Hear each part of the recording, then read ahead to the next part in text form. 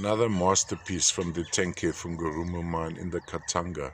Now this Cabalton calcite is Cabalton calcite with a difference. Here we have, you'll see in my picture, I said sawn at first, and when I had a better look, this is actually a natural fracture, almost smooth. Sitting on a young dolomite, we have a thin layer of Cabalton calcite crystals, a lovely pink. There you can see the color intensely. I think on my still pictures the color is pretty accurate. And this again would be dusted by a fine layer of chrysocolla, which in essence would be botryoidal, a sort of a powdery chrysocolla.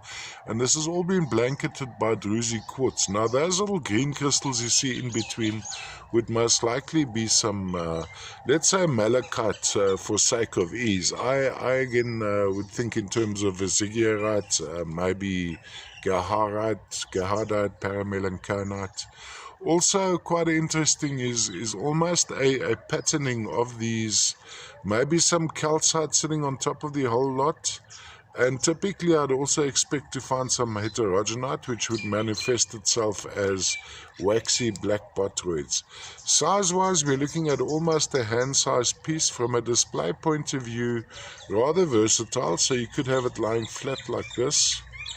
I quite enjoy this particular angle, going in like that, so I'd look at it this way. And then if you have it on a turntable at that particular angle, oh, there's a whole mat of the heterogenite. Let me see if we can find little botroids. There you can see almost an underlayer, little waxy black botroids. So on a turntable you'd have this effect, and looking at this angle you actually think you're dealing with a totally new specimen. Also, what's interesting is how this Cabalton calcite, it's as if it's a crack filler in the forming process for the dolomite.